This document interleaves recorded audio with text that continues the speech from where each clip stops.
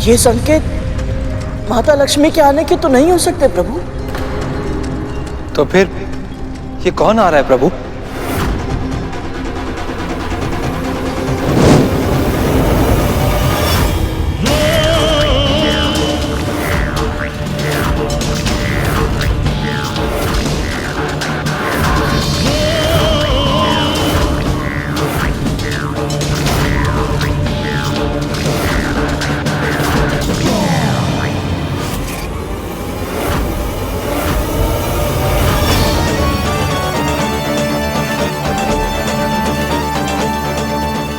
लक्ष्मी,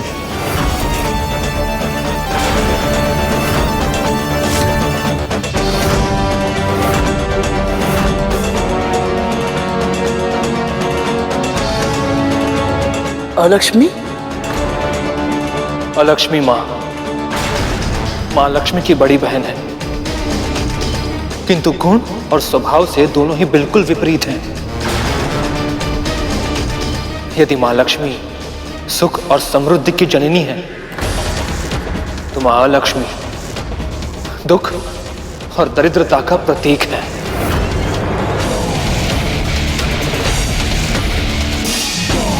देवी अलक्ष्मी? हे महादेव, ये तो अनर्थ हो गया। कहीं इनकी दृष्टि मुझ पर न पड़ जाए।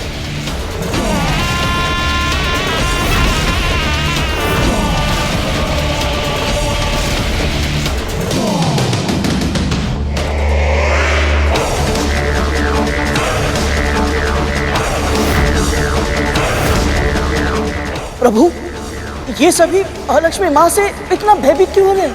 क्योंकि इन्हें भय कि यदि इनके जीवन में देवी अलक्ष्मी की छाया भी पड़ गई तो इनके जीवन में दुख और दरिद्रता छा जाएगी।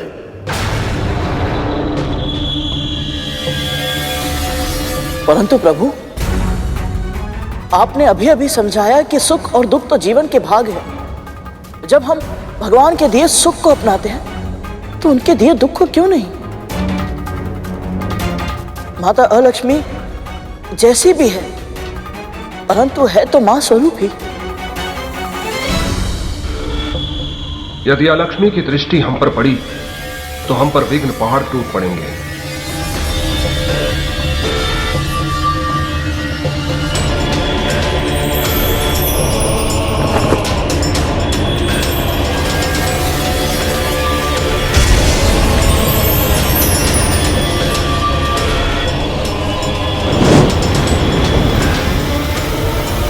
माता अलक्ष्मी,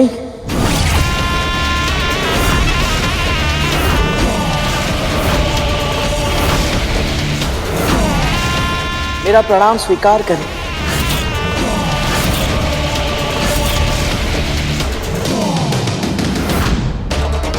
क्या गरुड़ को इस बात का ज्ञान नहीं है कि वो क्या कर रहा है? सभी खुद को अलक्ष्मी के प्रकोप से बचा रहे हैं और ये खुद विपत्ताओं को आमंत्रित कर रहा है।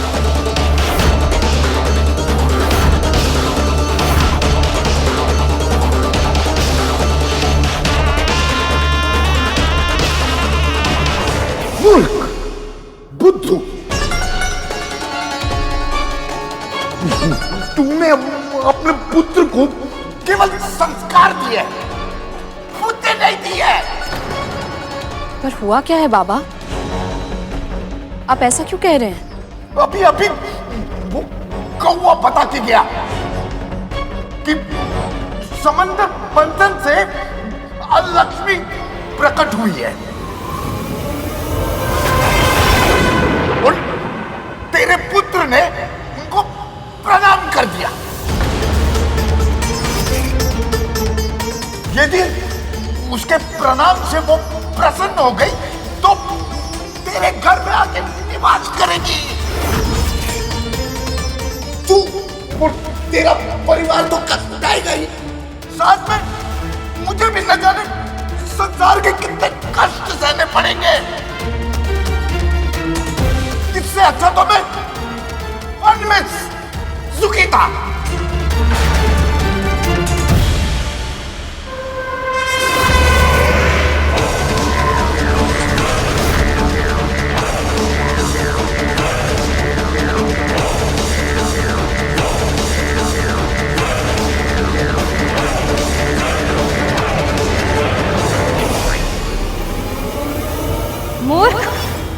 कौन है तू जो मुझे प्रणाम कर रहा है?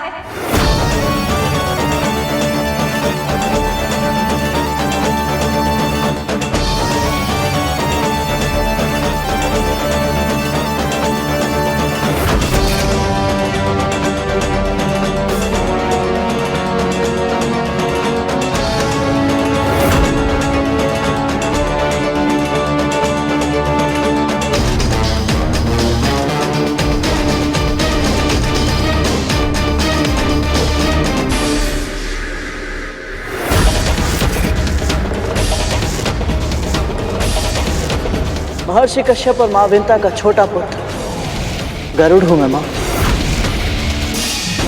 मेरा प्रणाम स्वीकार करें। गरुड़,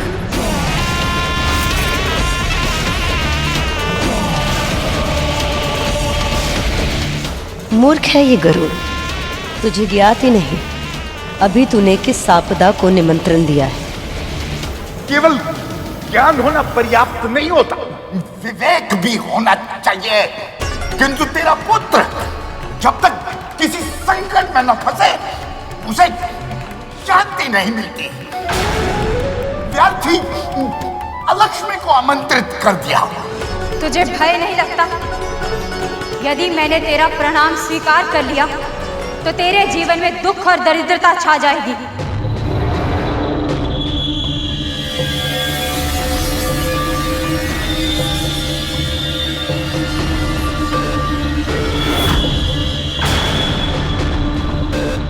स्वयं को जीवन देने वाली मां को दासी बने देखने से बड़ा दुख और क्या हो सकता है।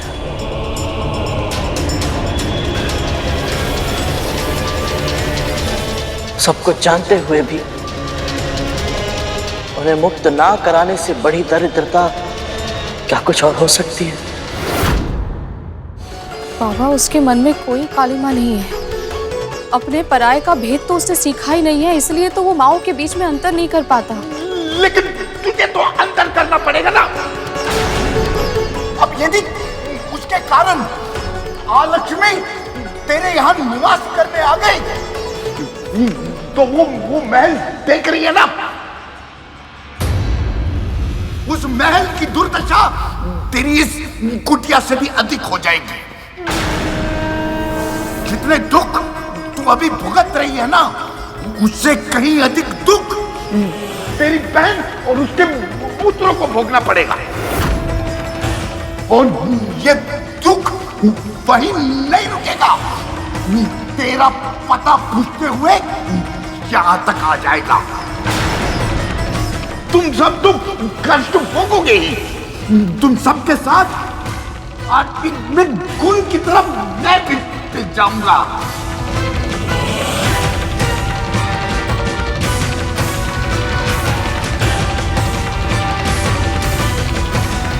कहीं गरुड़ पर देवी अलक्ष्मी का अशुभ प्रकोप न पड़ जाए। मुझे गरुड़ की सहायता करनी होगी।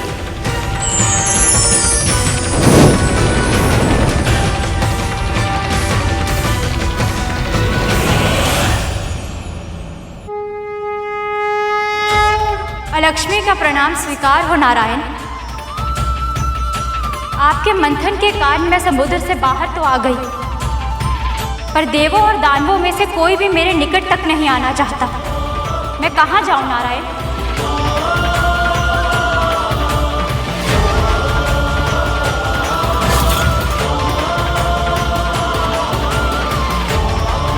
हे नारायण, ऐसा नहीं होने दे सकती मैं। बाबा, आप ही बताइए, देवी अलक्ष्मी को महल में प्रवेश करने से कैसे रोकूं मैं? असंभव नहीं है, किंतु बहुत कठिन है। बहुत कुछ करना पड़ेगा। कर पाएगी तू? बोल, कर पाएगी तू?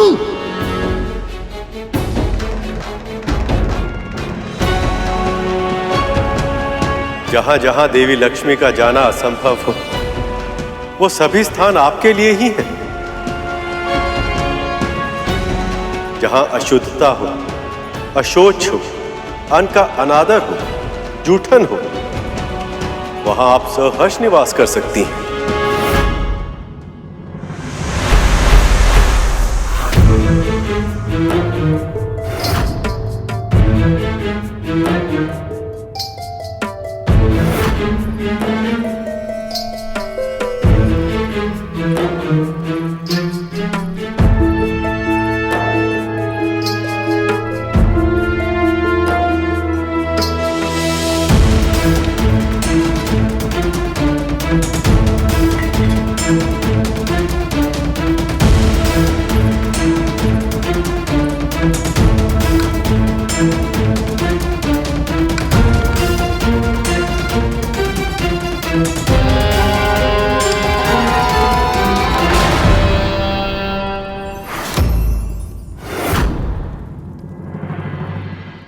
तूने मुझे रोका, इतना तो साहस। जहां सत्य और संस्कार का अनादर होता हो, छोटी छोटी बातों पर कलह और कलेश होता हो, वहां आप निवास कर सकती हैं देवी।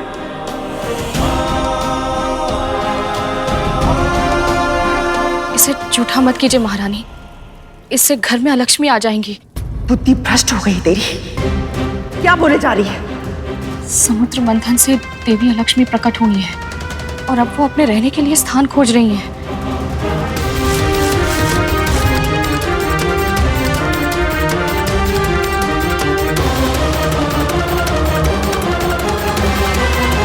तुझे किसने बताया ये?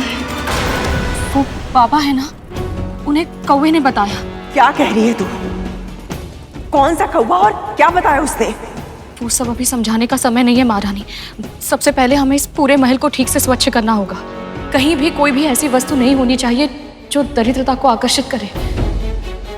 कितनी अंधविश्वासी हो गई है तू। यदि मैंने थोड़ा सा भोजन चख लिया तो कोई पहाड़ टूट पड़ेगा या बिजली गिर जाएगी। भोजन झूठा हो जाएगा महारानी, और झूठे भोजन का भोग नहीं लग सकता। जहां अन्न का भोग ना लगता हो वहां देवी लक्ष्मी का वास कभी नहीं हो सकता, और जहां देवी लक्ष्मी का जाना असंभव हो वहां अलक्ष्मी आ जाती हैं।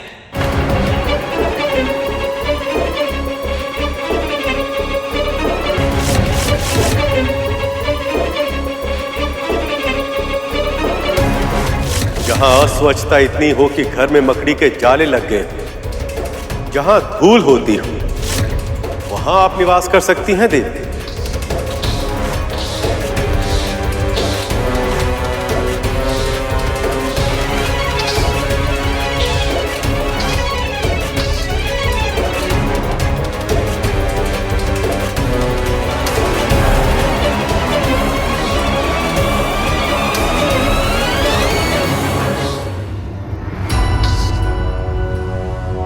ये लीजिए दासी माँ।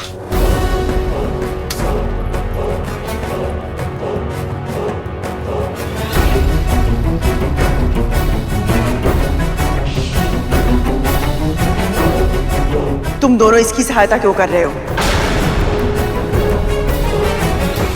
सहायता? हाँ वो माँ, वो एक बार पहले भी हमारे कारण आपको बहुत अधिक कष्ट पहुंचा चुके हैं ना। हमारे ही कारण आपको जीवित पुत्रिका का व्रत रखना पड़ा था, और हम भूल कर भी ऐसी भूल नहीं करेंगे जिससे आपको कष्ट हो माँ। और ये हम इनके लिए थोड़ी कर रहे हैं, आपके लिए कर रहे हैं ना माँ।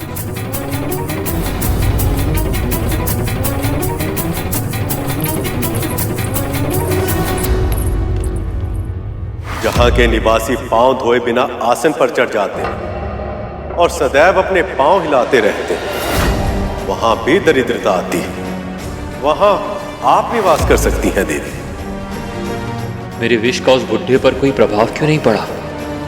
क्या कारण हो सकता है इसका? ऐसे पांव हिलाने से भी दरिद्रता आती है।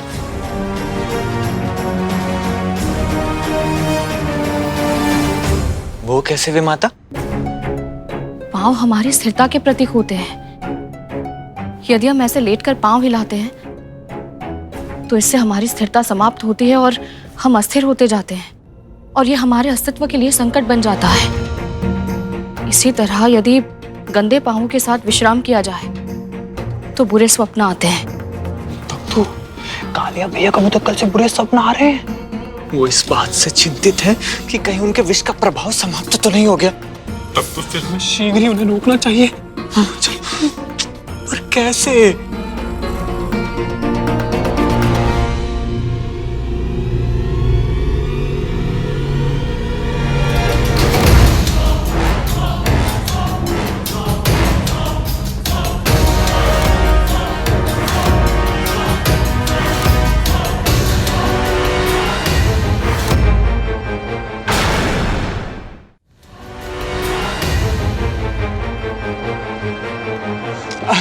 आपने उस मुर्गे को पकड़ने में इतना श्रम किया, थक गए होंगे ना? इसलिए सोचा मैं आपके पाँव दबा दूं, आपको अच्छा लगेगा। अचानक से इतनी सेवा? नहीं नहीं, कुछ दिनों से सिर्फ अच्छा अच्छा करने का ही मन हो रहा है, तो इसलिए। ठीक है, फिर अच्छे से पैर दबाओ।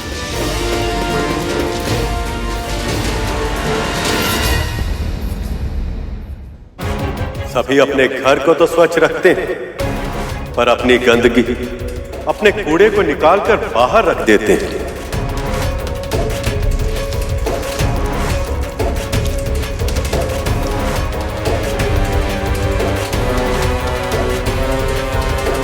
जहां आसपास का वातावरण स्वच्छ ना हो, वहां रोग, दुख और दरिद्रता पहुंच जाते हैं। वहां भी आप निवास कर सकती हैं।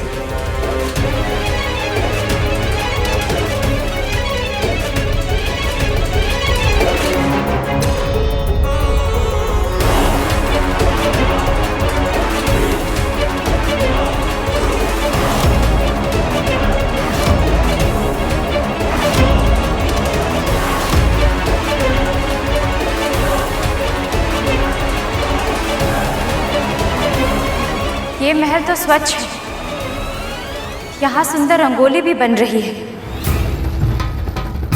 सुगंध और शुद्धता भी है। यहाँ के वातावरण में एक शुभ ऊर्जा का वास है। मैं यहाँ नहीं रह सकती।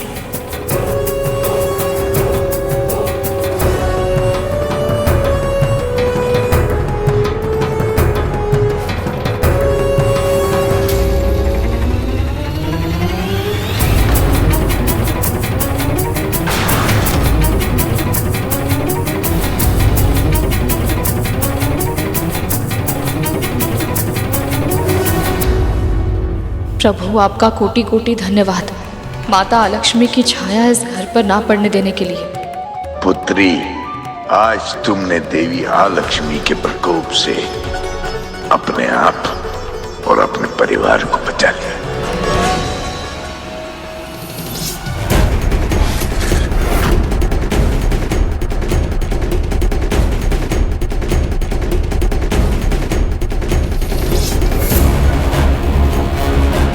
तुझे क्या हुआ? कुछ नहीं माँ, बस यही सोच रहा था कि आपको लेके सभी के मन में कितना भ्रम है। किसी ने आपको कभी समझने का प्रयास ही नहीं किया। आपका स्वभाव तनिक कठोर अवश्य है, परंतु आप हम सभी को प्रेम भी करती हैं। आप अपनी संतानों को और अधिक उत्तम बनने के लिए, अच्छा बनने के लिए प्रेरित करती हैं, और इस तरह आप उनके जीवन में सुख और प्रसन्नता भर देती है। बहुत प्रशंसा कर रहा है, परंतु मैं अच्छी तरह से जानती हूँ कि उनकी दृष्टि में मैं क्या हूँ। ये सब क्या सोचते हैं मेरे बारे में? ऐसा नहीं है माँ। अच्छा, तू समुद्र के भीतर आया था ना, लक्ष्मी से भी मिला था। अब तू ही बता, वो अधिक सुंदर है या मैं?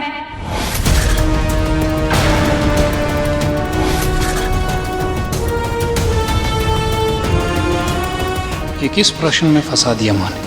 जब भी कोई स्त्री ऐसा प्रश्न पूछती है तो बड़े से बड़े ज्ञानी सही उत्तर नहीं दे पाते। यदि गरुड़ के उत्तर से माँ रुष्ट हो गई तो पता नहीं क्या होगा।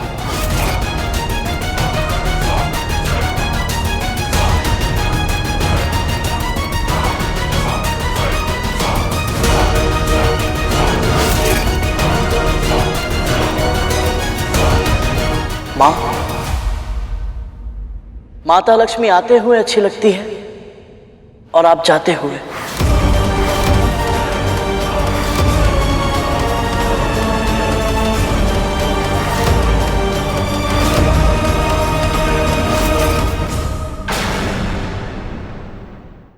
तू समुद्र के भीतर आया था ना, लक्ष्मी से भी मिला था।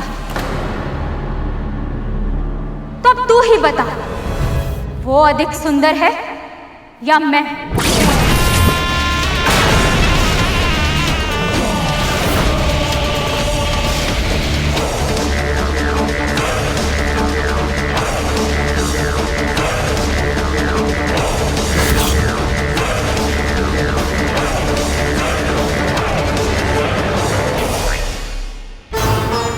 माँ, माता लक्ष्मी आते हुए अच्छी लगती है और आप जाते हुए।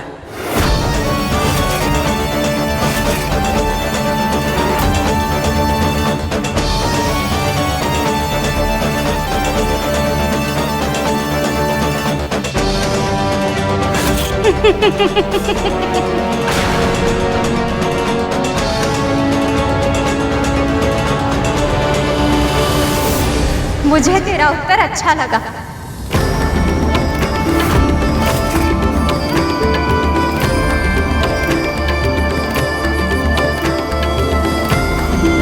तेरा दुख और दरिद्रता शीघ्र ही दूर हो।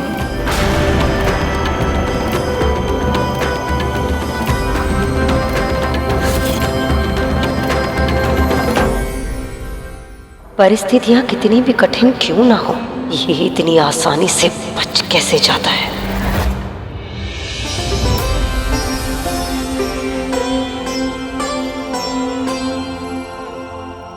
आपका बहुत बहुत धन्यवाद बाबा। आज आपने मेरी और मेरे परिवार की रक्षा कर ली। बड़ी विचित्र प्राणी है तुम। अब तुम लक्ष्मी चली गई, अब क्यों अश्रु बहा रही है? हाँ बाबा, पर ये सब आपके बिना संभव नहीं हो पाता। आप भले ही कितने ही कठोर बन जाएं, कितने ही कटु वचन कह लें, सत्य तो ये है आज आपने मुझे और मेरे परिवार को बचा लिया। मैं आपकी आभारी हूँ बाबा। तुम कहना क्या चाहती है? जानते हैं बाबा, पहले जब जब मेरा पुत्र मुझसे दूर जाता था, मुझे सदैव विचित्र सा भय लगा रहता था। आशंका की छांव में बीतता था मेरा जीवन। उसके बिना एक क्षण भी मेरे मन को शांति नहीं मिलती थी। पर इस बार आपके यहाँ होने से मुझे वैसा अकेलापन अनुभव नहीं हो रहा। ऐसा लग रहा है जैसे मेरा कोई अपना मेरे साथ है। बस अपना बोलकर संबंधी बनाने की आवश्यकता नहीं है। मुझे रिश्ते नाते मुंह पसंद नहीं है, तभी तो मैं अकेला मन में वास करता हूं। अब क्या बातों से ही मेरा पेट भरेगी? क्या भूख लगी है? कुछ खाने को ला। अभी लाई बाबा।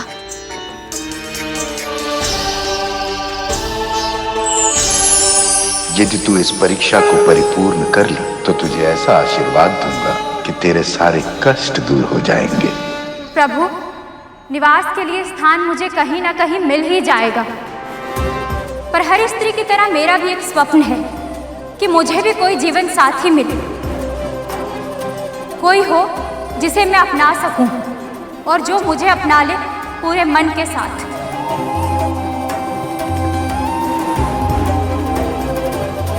अवश्य देवी, सबकी तरह आपको भी अपना इच्छित वर पाने का अधिकार है।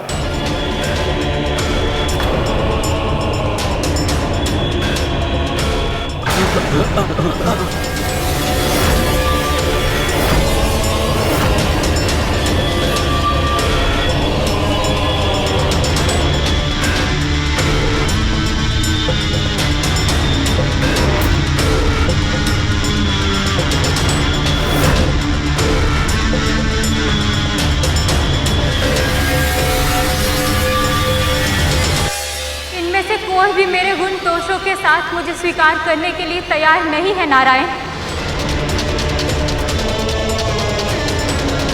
इसलिए मैं आपका आवाहन करती हूँ कि आप मुझे स्वीकार करेंगे, आप मुझे स्वीकार करेंगे, मुझे स्वीकार करेंगे।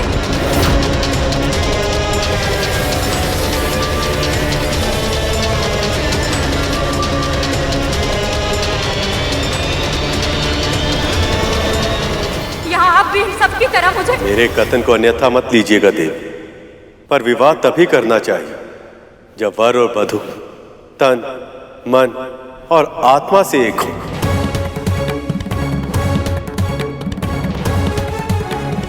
पर मैं तो देवी लक्ष्मी की प्रतीक्षा कर रहा हूं।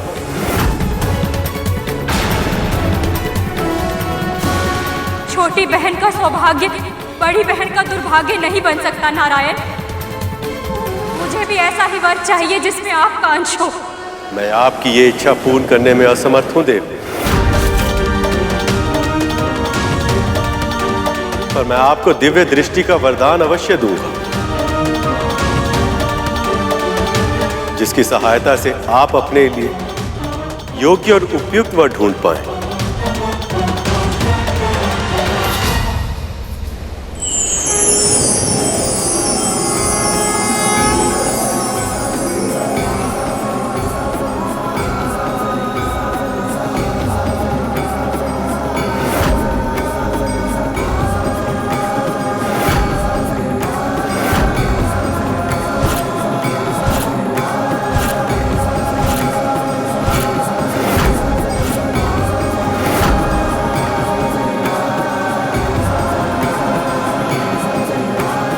ये ऋषि उद्दालक है, मेरे परम भक्त। इनकी भक्ति इतनी अधिक हो गई कि भक्त और भगवान एक हो गए हैं।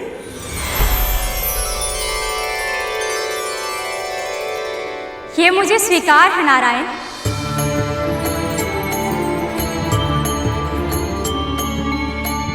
यदि ये चाहे तो मैं इनसे विवाह अवश्य करूंगी।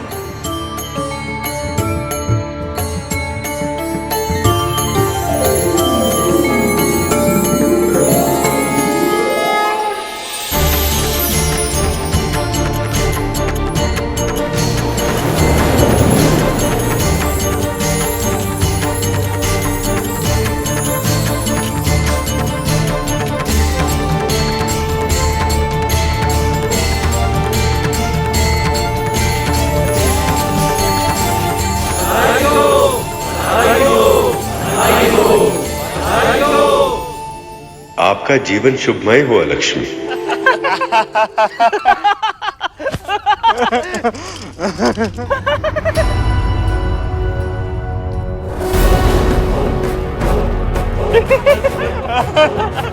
सर्पों के जन्म का एक ही उद्देश्य है, भय के रथ पर चढ़कर भय को अस्त्र बनाकर भय से सिंहासन जीतकर शासन करना।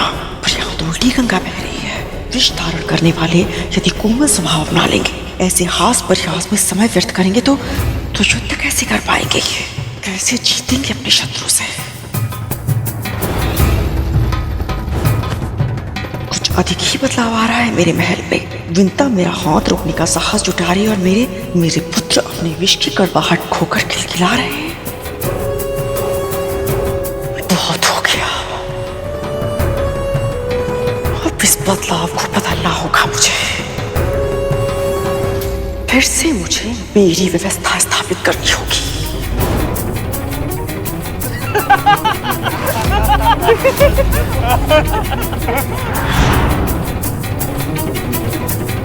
प्रभु आपकी कृपा से मंथन फिर से आरंभ हो गया।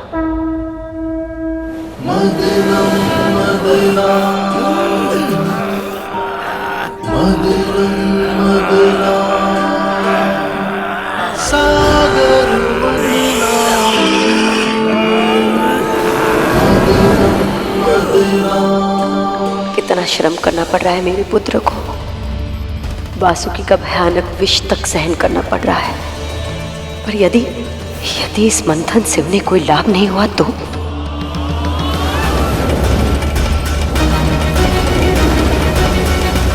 बलि, यदि इस बार कोई विनाशकाली शक्ति प्रकट हुई तो हम असुर इस मंथन को बीच में ही छोड़ देंगे।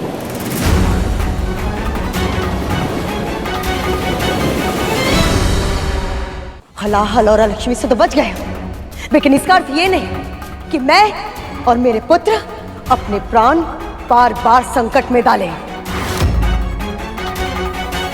संकटों से जूझे बिना समस्याओं के समाधान नहीं मिलते दीदी। जोखिम उठाए बिना किसी भी प्रकार के पुरस्कार का मिलना असंभव है। ये तो तुम समझती हो ना दीदी। धैर्य रखिए देवी। संसार में दुखों का अंधेरा कितना भी गहरा क्यों ना हो, सुख का सवेरा अवश्य ही होता है। मेरा पूरा विश्वास है इस बार कुछ कल्याणकारी ही निकलेगा। नारायण नारायण।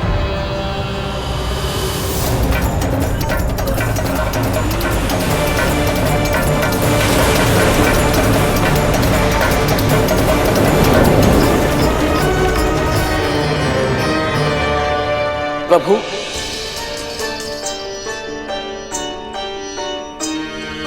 हो सकता है अब माता लक्ष्मी प्रकट हो। सही कह रहे हो गरुड़। जब अलक्ष्मी मां आ चुकी हैं, तो अब मां लक्ष्मी के आने में अधिक विलंब नहीं होना चाहिए, है ना प्रभु?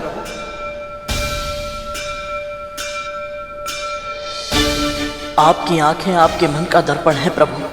ये बता रही है कि अपनों के आने की प्रतीक्षा करना कितना कठिन होता है। मेरी माँ भी ऐसे ही मेरी प्रतीक्षा कर रही होंगी। एक बार माता लक्ष्मी आ जाए तो कुछ देर के लिए मैं अपनी माँ के दर्शन कराऊंगा। मेरे बिना वो न जाने कैसी होंगी। बस बड़ी माँ और उनके नाग पुत्र माँ को अधिक सता ना रहे हो। जब विंता का महाबलशाली पुत्र उसके साथ था, तब भी उसने कभी इस तरह मेरा अनादर करने का, मेरी आज्ञा की अवहेलना करने का साहस नहीं किया, बल्कि अपने पुत्र को सदैव यही शिक्षा दी, मेरे हर अच्छे बुरे, हर आदेश का सम्मान करने की शिक्षा। तो फिर अब अचानक ऐसा क्या बदल गया कि वो मेरे सामने दृष्टि उठाकर बात करने लगी? आप बिल्कुल सही सोच रही हैं माँ। कुछ तो निश्चित रूप से बदला है। तुम्हें मेरे मन की बात कैसे पता चली? माँ, यदि माँ अपने पुत्रों के मन की बात पढ़ सकती है, तो पुत्र भी तो अपनी माँ का मन पढ़ सकते हैं। आप तो बस ये सोचिए कि हमारे आसपास का वातावरण कब से बदलने लगा। हाँ माँ, यदि ये पता चल जाए तो हो सकता है कि आपको ये स्वयं पता चल जाए कि हमारे इस महल में जो भी कुछ घट रहा है उसका सही कारण क्या है। सही कह रहे हो तुम दोनों। आपको जो दंड देना है मुझे दे दीजिए, पर उन बाबा को जाने के लिए नहीं कह सकती मैं। अब बताएगी भी? बात क्या है? बाबा को पौष्टिक आहार चाहिए महारानी। उस बुढ़े में अवश्य ही कुछ बात है। जब से वो आया है, इस विंता का मनोबल भी बढ़ गया है, और हम सब मिलकर भी उसे कुटिया से बाहर नहीं निकाल पा रहे हैं। क्या हुआ? फेंक दिया उस बूढ़े को बाहर? उसे महल से बाहर फेंकना तो दूर की बात है माँ, हम दोनों उस मायावी के आसपास भी नहीं पहुंच पा रहे माँ।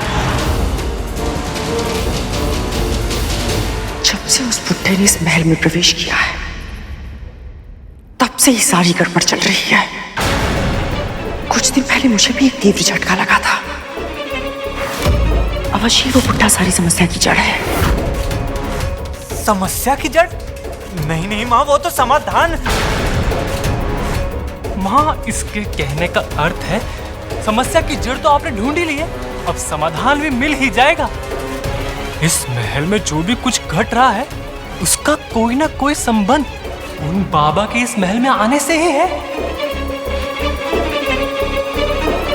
विंता ऐसे ही किसी को मार्ग से उठाकर अपनी कुटिया में नहीं लाएगी, और जितना यत्न के साथ वो उसकी सेवा कर रही है, कोई ना कोई कारण तो अवश्य है, कोई उद्देश्य या कोई छुपा हुआ लक्ष्य। और वो क्या है, मैं जान कर रहूंगी। और यदि सच में वो बाबा चमत्कारी है, तो उसका आशीर्वाद मुझे मिलेगा, उस विंता को नहीं।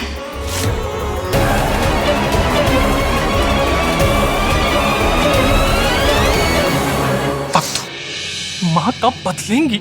अरे धूमल, ये बोल माँ कब सुधरेंगी?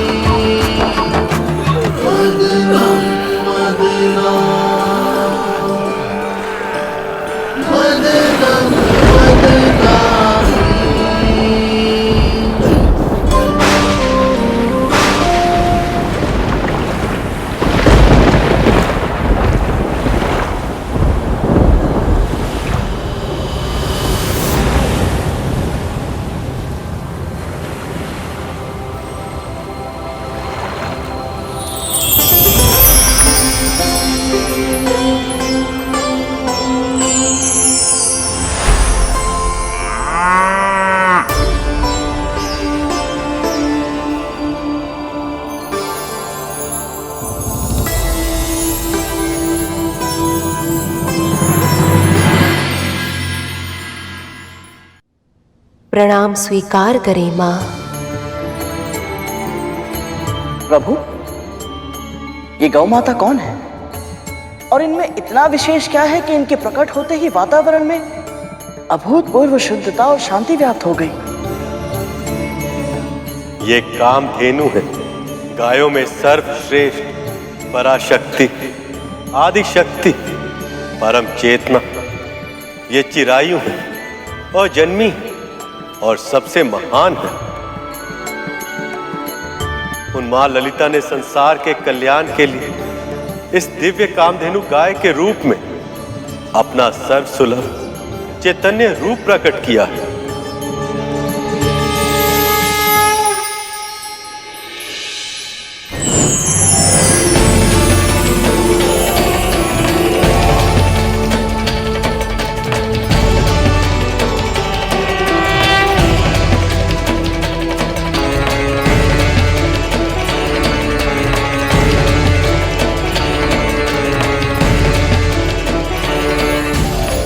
इनके विशेष लक्षण क्या है प्रभु? कामधेनु की रीढ़ की हड्डी पर सूर्य केतु नाड़ी होती, जो हानिकारक विकिरण को समाप्त कर वातावरण को स्वच्छ करती। इसके साथ साथ ये नाड़ी गाय के तन में स्वर्ण का निर्माण भी करती, जो उनके दूध, मूत्र और गोबर से सहज ही प्राप्त किया जा सकता। हम दूध और मूत्र का उपयोग करते हैं और गोबर खाद के रूप में खेतों में उगने वाले अनाज के माध्यम से हमारे तन में प्रवेश करता है। इनकी पूंछ भूमि को छूती है और स्त्रियों की चोटियों के समान सदैव गुथी ही होती हैं। हिंसा का संदेश देने वाले इनके ये सींग सदैव उल्टे ही होते हैं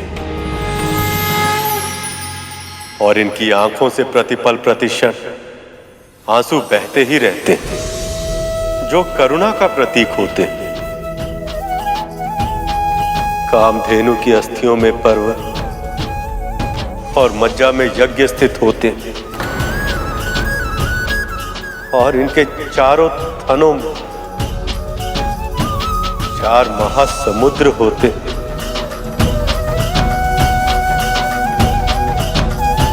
और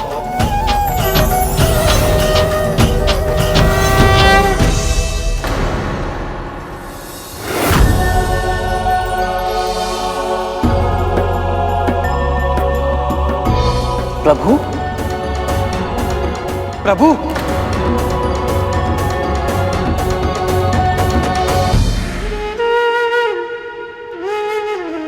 क्या हुआ प्रभु? आप अचानक कितने भावुक क्यों हो गए? नारायण भावुक इसीलिए हो गए क्योंकि कामधेनु के पिछले भाग में देवी लक्ष्मी का वास होता है।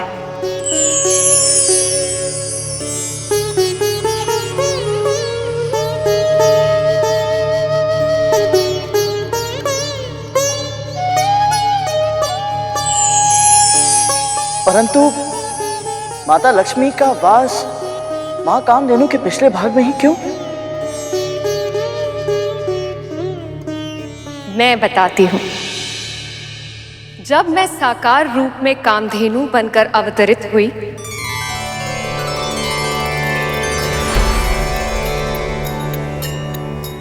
तब सभी देवी देवता मुझ में स्थान ग्रहण करने आए।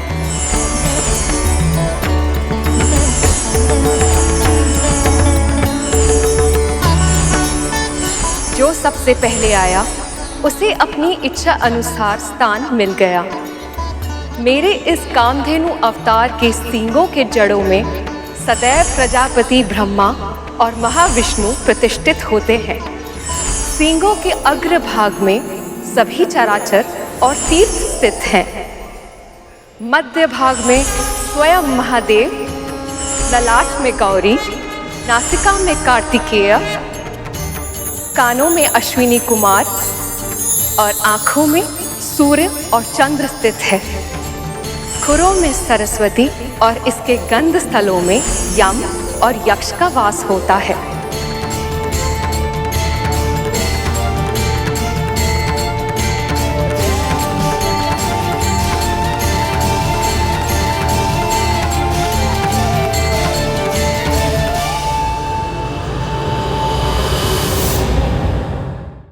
परंतु माता लक्ष्मी का वास मां कामधेनु के पिछले भाग में ही क्यों? मैं बताती हूँ। जब मैं साकार रूप में कामधेनु बनकर अवतरित हुई, तब सभी देवी देवता मुझ में स्थान ग्रहण करने आए।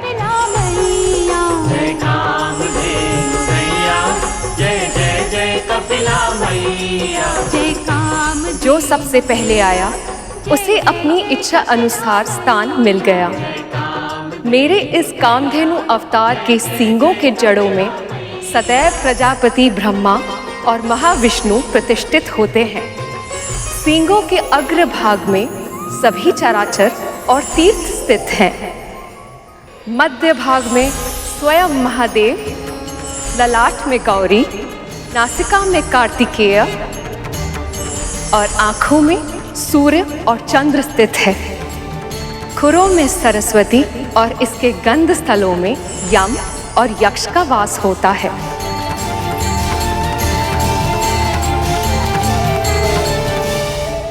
प्रणाम माँ। माँ, मुझे भी अपने इस कामधेनु रूप में कोई स्थान दे दीजिए। आपको विलंब हो गया देवी। अब तो सभी ने अपना मन वांछित स्थान चुनकर निवास करना आरंभ भी कर दिया है। कोई तो उपाय होगा, मुझे कहीं भी कोई भी स्थान दे दीजिए। मैं तैयार हूँ माँ। माँ, मैं आपके साथ निवास करना चाहती हूँ। मैं समझती हूँ, परंतु इस संसार में सबसे अधिक वंदनीय आप है माँ। यदि आज आपने मेरा अनादर किया तो सृष्टि में कभी भी कोई मुझे सम्मान नहीं देगा।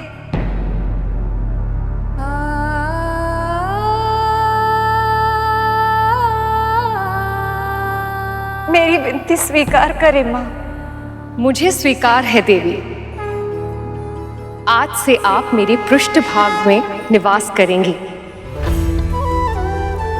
मेरे मूत्र और गोबर को भी शुभ माना जाता है और अब आपके निवास के कारण ये मनुष्यों के लिए और भी अधिक हितकारी होगा।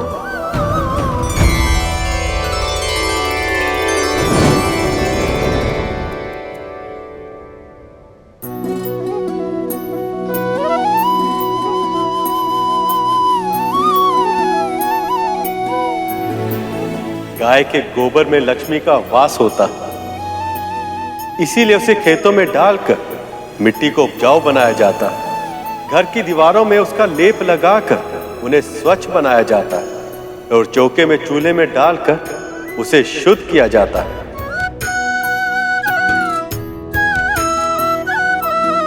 गाय के गोबर से बने कंडे हवन की समीधा बनते और गौमूत्र अनेक रोगों का नाश कर देता।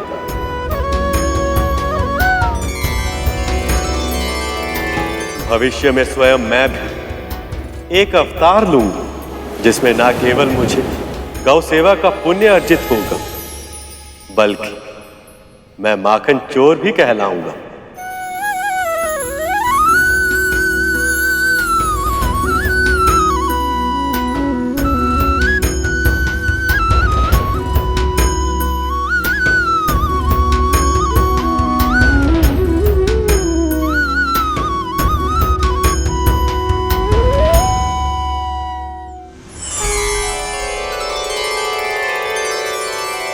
ये गाय तो बहुत गुणकारी है, पर यह मिलेगी किसे? और किसे रहा, हम असुरों को ही मिलेगी। असुर सम्राट, विश्व विजेता,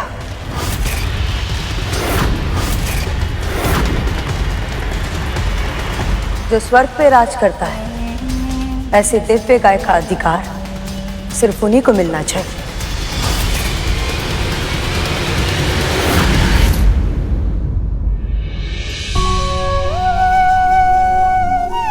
लीजिए।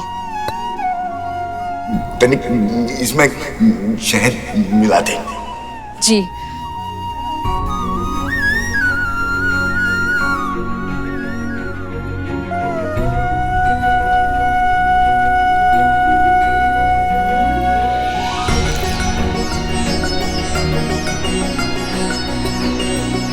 लीजिए। अब तनिक इसमें पीसा हुआ मेवा मिला दे। जी।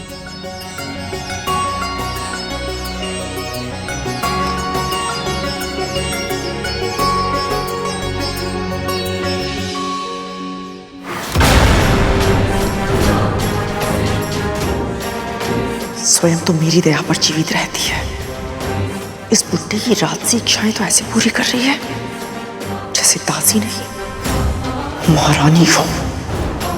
अब पी इसे।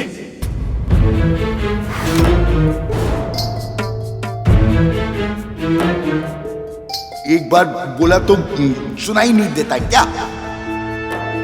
मैंने कहा पी इसे। बाबा, ये तो मैं आपके लिए बचपन में इसी तरह दूध पीना अच्छा लगता था ना तुझे?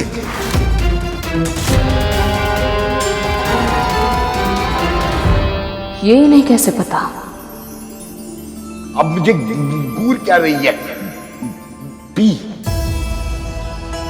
पी।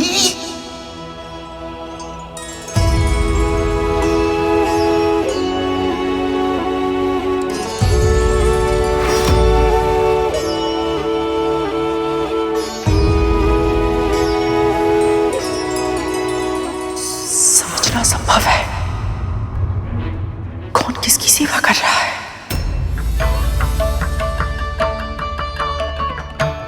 मीठा है ना? हाँ बाबा। किंतु मुझे मीठा नहीं लगेगा। तू पूरे संसार की मिठास भी इसमें डाल देगी ना, तब भी मुझे मीठा नहीं लगेगा। मुझे तो केवल गौ माता कामधेनु का दूध ही मीठा लगता है। अमृत जैसा स्वाद होता है उसमें। ये बुड्ढा विंता से अमृत के बारे में चर्चा क्यों कर रहा है? यदि विंता के मन में अमृत का विचार आ गया तो वो गरुड़ को कहीं से चखने की विवश न करते। नहीं, ऐसा नहीं होने दूंगी। नहीं बाबा, मैं केवल एक साधारण दासी हूँ।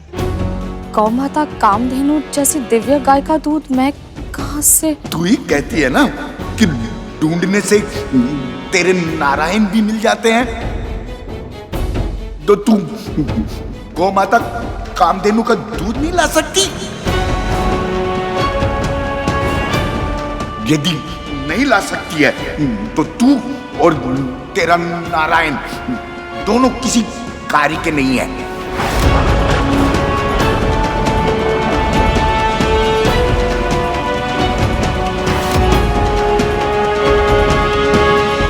दूध भी मुझे मिलेगा और इस बुड्ढे का आशीर्वाद भी। क्षमा कीजिए दिति मां, महाराज बलि यदि एक बार जीत गए हैं तो इसका अर्थ ये नहीं कि संसार की सभी संपदाएं उन्हें ही प्राप्त होंगी। समुद्र मंथन के रत्न उन्हें ही मिलेंगे जो उसके योग्य हो। युवराज, इस योग्यता का निर्णय किस आधार पर किया तुमने? निर्णय कोई भी हो महाराज, इन देवताओं का आधार केवल छल है। ये दिव्य गाय इन देवताओं को मैं किसी भी मूल्य पर नहीं लेने दूंगा। वज्रांग, ये हमारा अधिकार है और हम अपना अधिकार लेके रहेंगे, चाहे कुछ भी हो जाए।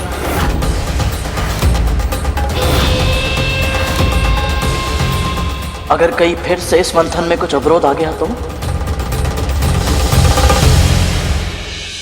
कामधेनु का दूध? हाँ, उस बुड्ढे के अनुसार कामधेनु का दूध अमृत के समान होता है और वो दूध मुझसे पहले उस विंता को मिल जाए, ऐसा मैं नहीं होने दूंगी, किसी मूल्य पर नहीं। इसलिए जाओ, कुछ भी क्यों ना करना पड़े, मेरे लिए गाय का दूध लेकर आओ। पर माँ, हमको तो ये भी नहीं पता वो गाय मिलेगी कहाँ। नहीं पता है तो पता करो। एक सहस्त्र पुत्रों का वरदान मैंने इसलिए नहीं मांगा था कि उनके होते हुए भी सारी समस्याओं का समाधान मुझे स्वयं करना पड़े। करुण को देखा है, वो कैसे मेरे लिए सूर्य पुष्प लेकर आया था।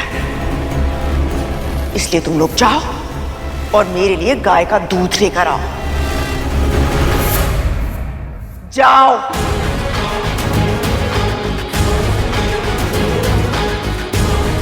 अब हम क्या करें? कहां से लाई ये दूध? मां कामधेनु के प्रकट होते ही कितनी शुद्धता और शांति छा गई थी, परंतु ये सभी ऐसे ही झगड़ते रहे तो सारी शांति नष्ट हो जाएगी। इससे पहले कि आप सभी ये निर्णय करें कि ये दिव्य कामधेनु गाय किसे मिलनी चाहिए, आप सभी को ये जान लेना चाहिए कि जो भी इसकी सेवा करेगा वो पूरी तरह से सात्विक हो जाएगा।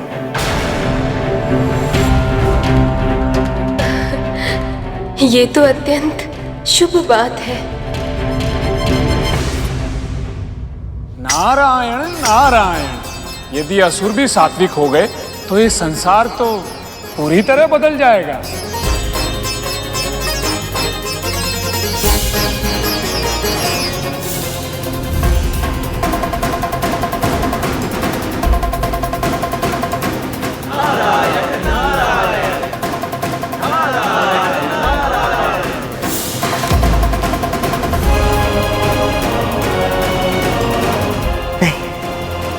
ऐसा नहीं होगा बलि, हम ये कामधेनु ग्रहण नहीं कर सकते।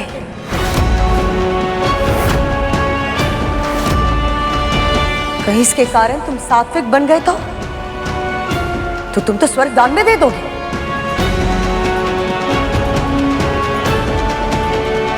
प्रभु की युक्ति काम कर गई, अब गौ माता देवताओं को मिलेगी। नहीं, हमें किसी ऐसी वस्तु की प्रतीक्षा करनी चाहिए जो बल और शक्ति का पल्ला हमारे तरफ झुकाए रखने में हमारी सहायता करे।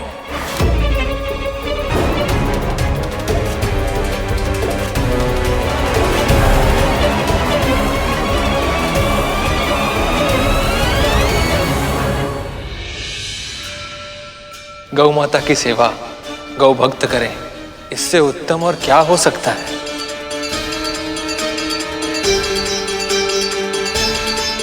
क्या हुआ गरुड़, तुम इस निर्णय से प्रसन्न नहीं हो? मैं इस बात से प्रसन्न हूं प्रभु कि गौ माता उन दुष्ट असुरों के पास नहीं गई जो सबको सताते हैं, जिनकी प्रवृत्ति ही दुष्ट है। हाँ, तो न जाने क्यों मेरे मन में संदेह हो रहा है प्रभु कि गौ माता इनके पास जाने के बाद प्रसन्न नहीं है। इतना जानते हो तुम गौ माता के मन को? ऐसा नहीं है प्रभु, मैं तो केवल इतना ही जानता हूं कि मां कामधेनु की आंखों में आंसू तो सदैव रहते हैं, परंतु आज इन आंसुओं में वो प्रसन्नता नहीं दिखाई दे रही जो तब दिखती है जब बहुत लंबे समय के बाद मैं अपनी मां से मिलने जाता हूं और वो अपनी आंखों में आंसू भरकर मुझे निहारती है।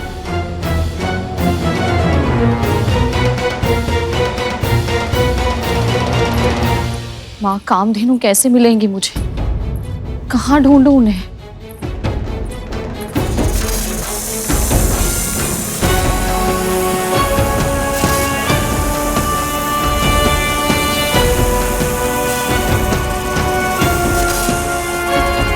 ये इतने सारे नाग एक साथ कहाँ जा रहे हैं?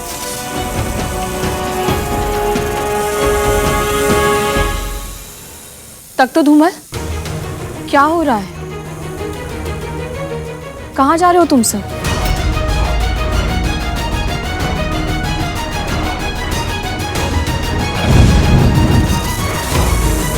ये दोनों ऐसे लुप्त क्यों हो गए?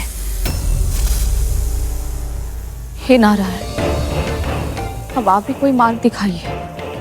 बताइए मुझे, मैं माँ कामधेनु के दूध का प्रबंध कैसे करूं? ये केवल मेरी परीक्षा नहीं है, आपकी प्रतिष्ठा भी दांव पर है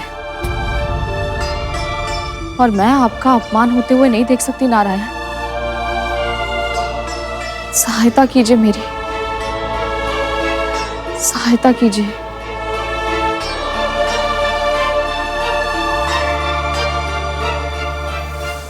माँ कहती हैं कि जब कुछ पहली बार प्राप्त हो तो उसे ब्राह्मण और ऋषियों को दान देना चाहिए। इसलिए हम आपको दान देने आए हैं। आज्ञा दीजिए माँ। धन्यवाद माँ।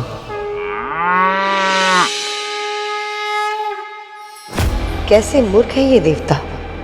पहली वस्तु मिली थी मंथन से, उसे भी दान में दे रहे हैं। हे सप्तऋषिगण, मैं देवराज इंद्र अपने समस्त कुल व संबंधियों के साथ आपका आवाहन करता हूँ। कृपया दर्शन दें। प्रकट हो ऋषिगण, प्रकट हो। प्रकट हो ऋषिगण, प्रकट हो। प्रकट हो ऋषिगण, प्रकट हो।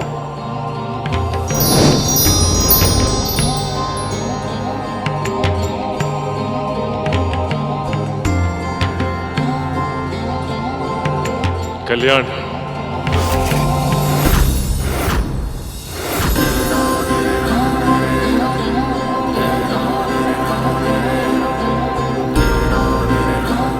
ऋषिगण, हम सभी देवता पूर्ण श्रद्धा और भक्ति भाव से इन मां कामधेनु को आपको दान देना चाहते हैं।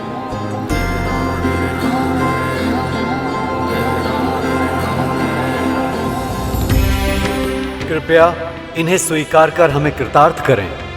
देवराज, प्रभु विष्णु की भक्ति और ऋषियों को दिया हुआ दान कभी व्यर्थ नहीं जाता। समुद्र मंथन के इस महान यज्ञ में आप सबको सफलता प्राप्त हो।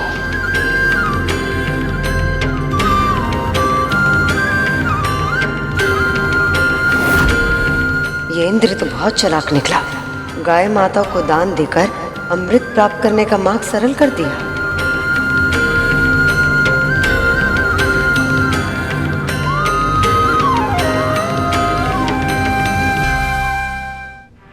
ये देवता भी विचित्र हैं। जब ये गाय इन्हें दान में ही देनी थी तो उसे प्राप्त करने के लिए हमसे इतना झगड़ा क्यों कर रहे थे? देवराज की बुद्धि की प्रशंसा तो करनी ही पड़ेगी। तुम कहना क्या चाहते हो?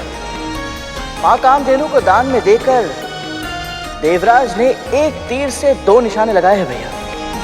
दान देकर पुण्य अर्जित तो किया है, साथ ही साथ सप्त ऋषियों से आशीर्वाद भी लिया कि इस मंथन में विजय प्राप्त हो। इसका अर्थ यह है भैया कि अब अमृत इन्हें अवश्य मिलेगा। गरुड़ अब राजनीति के कठिन दाव पेच भी समझने लगा है। हर बीतते दिन के साथ ये और भी अधिक समझदार और भी अधिक व्यवहारिक होता जा रहा है। एक दिन इसके यही गुण वैकुंठ के उपयुक्त बनने में इसकी सहायता करेंगे।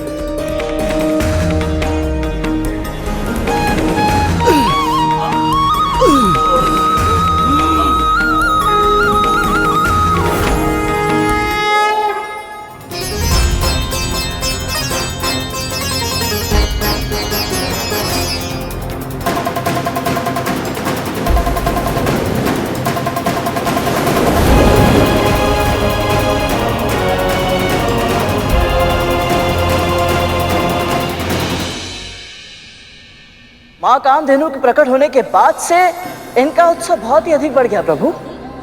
हाँ प्रभु, इन्हें देखकर ऐसा लग रहा है जैसे ये सब कुछ भूल चुके हैं कि अभी अभी इसी मंथन से हलाहल नाम का राक्षस भी निकला था और अलक्ष्मी मां भी।